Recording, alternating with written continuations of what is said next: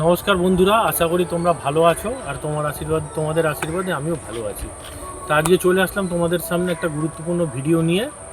যে ভিডিওটা হচ্ছে, দেখো বর্তমান যে পেট্রোল আমরা বাইকে অথবা চার চাকায় ব্যবহার করি, সেই পেট্রোলের অবস্থা কি। আমাদের পেট্রোল পাম্প থেকে যখন ট্যাঙ্কে ঢালা হয়, পেট্রোলটা তো আমরা ভেতর থেকে দেখতে পারি না, তাই বোতলে অনেক দিন রাখার পর পেট্রোলের কন্ডিশনটা কি হয়ে দাঁড়ায় সেই প্রমাণটা লাইভ তোমাদেরকে আজকে দেখাবো। দেখো, এই পেট্রোলটা মোটামুটি 1 মাস 2 মাস ধরে রাখা ছিল বোতলের, এর কন্ডিশনটা দেখো। এই বোতলটা হচ্ছে কত এমএল এর, দেখি কত এমএল এর, 500 ml এর, হাফ লিটার। 500 ml এর কম আছে, কিন্তু 500 ml এর দেখো নিচের অংশটা দেখো। পেট্রোলের মধ্যে যে বলতাম তোমাদের E20 পেট্রোল, মানে 100 ভাগ পেট্রোলের মধ্যে 20 ভাগ তোমার ইথানল থাকবে আর 80 ভাগ থাকবে পেট্রোল। পিওর পেট্রোল থাকবে 80 ভাগ, আর 20 ভাগ থাকবে মানে ইথানল। এখানে হাফ লিটারের একটু কম পেট্রোল আছে, তার মধ্যে ইথানলটা দেখো নিচে যেহেতু ভারী, তোমাদেরকে আগের ভিডিওতে বলেছিলাম নিচে কীভাবে জমে আছে দেখো।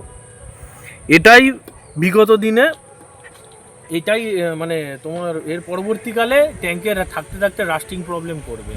আর এটাই গাড়িতে আমরা মোটামুটি এখন 1 লিটার পেট্রোলে মোটামুটি যে কোনো গাড়িতে আগে 40-50 নর্মালি পেতাম, এখন বর্তমানে 10% মোটামুটি আমরা পেট্রোলের মাইলেজটা কম পাচ্ছি। মোটামুটি লিটারে 5-6 করে আমরা কম পাচ্ছি এরই কারণে।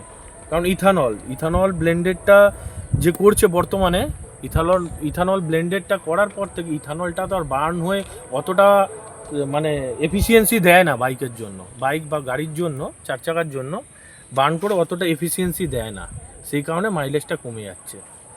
তো বন্ধুরা, বিগত দিন এই ইথানল কিন্তু মেশানো হতো, ব্লেন্ড হতো পেট্রোলে।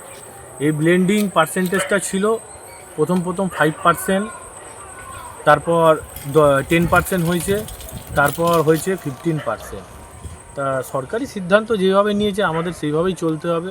এখন যেমনি সরকার সিদ্ধান্ত নিয়েছে, নীতিন গাডকারি তার ছেলেদের ইথানলের কারখানা আছে, ওরা ইথানল বানাচ্ছে।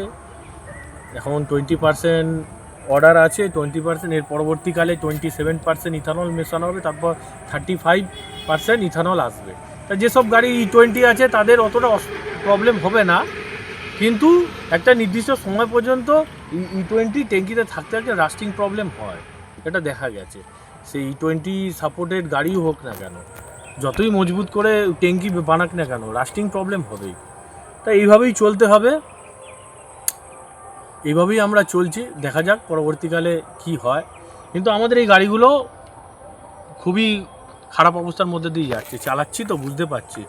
E20 পেট্রোল ব্যবহার করার পর থেকে গাড়ির মাইলেজ তো কমেই গেছে, ভাইব্রেশন শুরু হয়ে গেছে। তা কী করবো, সরকার যদি সিদ্ধান্ত নেয় এরকম, তা ঠিক আছে চালাচ্ছি। তা প্রশ্ন সবার এটাই, সরকার এরকম ধরনের সিদ্ধান্ত নিল কেন? অনেকেই জানে, আবার অনেকেই জানে না। যারা জানে না তাদের ক্ষেত্রে এই বার্তাটা পৌঁছে দিচ্ছি। বিশ্ব পরিবেশ দূষণ নিয়ে সরকারের মাথা ব্যথা, পরিবেশে কীভাবে দূষণমুক্ত রাখা যায়, বিশেষ করে আমাদের গাড়ি চার চাকা এইসব দিক দিয়ে অনেক দূষণ হচ্ছে। তাই কারণে দূষণ আটকানোর জন্য ইথানলটা যদি ব্লেন্ডেড করা হয় পেট্রোলে, তাহলে নাকি দূষণ আটকাবে কিছুটা। তারপর সরকার সিদ্ধান্ত নেবে ইথানল ব্লেন্ডিংটা বাড়াতে বাড়াতে কোন জায়গায় গিয়ে দাঁড়াবে, ঠিক আছে? এই জন্যই এই সিদ্ধান্তটা নেওয়া। কিন্তু এই সিদ্ধান্তে বিপাকে কিন্তু আমরা পড়ছি, যারা নিম্ন মধ্যবিত্ত ঘরের ছেলেরা। আমরা একটা বাইক যেটা আগে 10-15 বছর ব্যবহার করতে পারতাম, এর পরবর্তীকালে মনে হচ্ছে না ব্যবহার করতে পারবো, কারণ সমস্যা দেখা দিচ্ছে। আমিও ভাইব্রেশন ফিল পাচ্ছি, স্মুথ পাচ্ছি না গাড়ি, এই অবস্থার মধ্যে দিয়ে চলছে। ঠিক আছে, দেখা যাক কি হয়। তাই এই গুরুত্বপূর্ণ তথ্যগুলোই তোমাদের কাছে দেওয়ার ছিল, ঠিক আছে? বিশেষ করে এই ইথানল ব্লেন্ডটা করছে সরকার, পরিবেশ দূষণ যাতে দূষণ আটকানো যায়, ঠিক আছে, কিছুটা, এই কারণে। আরেকটা গুরুত্বপূর্ণ পয়েন্ট হচ্ছে, সরকার এই সিদ্ধান্ত নেওয়ার পিছনে মূল কারণ হচ্ছে যে আমাদের এই পেট্রোল অ্যাকচুয়ালি আমাদের এখানে রিফাইন করে, মানে আমাদের এইখানেই আমাদের ইন্ডিয়ান ম্যানুফ্যাকচার প্ল্যান্ট আছে, যেখানে বাইরের থেকে ক্রুড অয়েল নিয়ে এসে ম্যানুফ্যাকচার করে এখানেই পিউরিফিকেশান করা হয়। তাই ক্রুড অয়েলের তোমার ব্যারেল প্রতি খরচা অনেক বেড়ে গেছে। সেই কারণেই এই আমদানিটা যাতে কম হয়, সেই কারণে আমাদের ভারতবর্ষে কিভাবে মানে স্বনির্ভরশীল হবে, এই স্বনির্ভরশীল প্রকল্পর জন্যই ইথানলটা ব্লেন্ডটা বাড়াচ্ছে, যাতে আমাদের কিষাণ ভাইরা এই ই20তে তোমার যেহেতু এটা আখ থেকে তৈরি হয়, আখ থেকে তৈরি হয় ইথানলটা, এই জন্য কৃষকরা যাতে স্বনির্ভরশীল হয়, কৃষকরা যাতে আর্থিক দিক দিয়ে মজবুত হয়, সেই কারণে এই প্রকল্পটা নেওয়া। তো কিষাণরা একটু আর্থিক দিক দিয়ে স্বাবলম্বী হবে, এতে আমাদের একটু সমর্থন করতে হবে। এবার কে সমর্থন করবে, কে সমর্থন করবে না, যার যার যেরকম যত মত তত পথ, যার যার যেরকম নীতি যেরকম। কিন্তু সমস্যা হচ্ছে, এই সমস্যার মধ্যে দিয়েই চলতে হবে, দেখা যাক।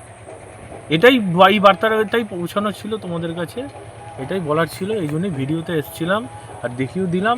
ই20 পেট্রোলটা তোমার ট্যাঙ্কে বেশি দিন থাকলে রাস্টিং যে হচ্ছে, কী কারণে হচ্ছে এটা ইথানলটা সম্পূর্ণ কী বলো তো, তোমার ময়েশ্চারকে অ্যাবজর্ব করে, নিজে তো তোমার অ্যালকোহল ময়েশ্চারকে অ্যাবজর্ব করে ট্যাঙ্কিটা রাস্ট করে দেয়। দেখলা তো কীভাবে অবস্থা, পেট্রোলের নিচের অংশটা যে ইথানল আছে কীভাবে, এখানে সামান্য কিছু একটু যদি জল যায়, ওই জলকে অ্যাট্রাক্ট করে একদম ইথানল আরও বেশি পরিমাণে বাড়িয়ে দেবে। এই হচ্ছে অবস্থা, বর্তমান পেট্রোলের অবস্থা। ঠিক আছে, আশা করি তোমাদের ভালো লেগেছে ভিডিওটা। ভালো লাগলে লাইক, কমেন্ট, সাবস্ক্রাইব অবশ্যই করবে। টাটা, দেখা হচ্ছে অন্য কোনো ভিডিওতে।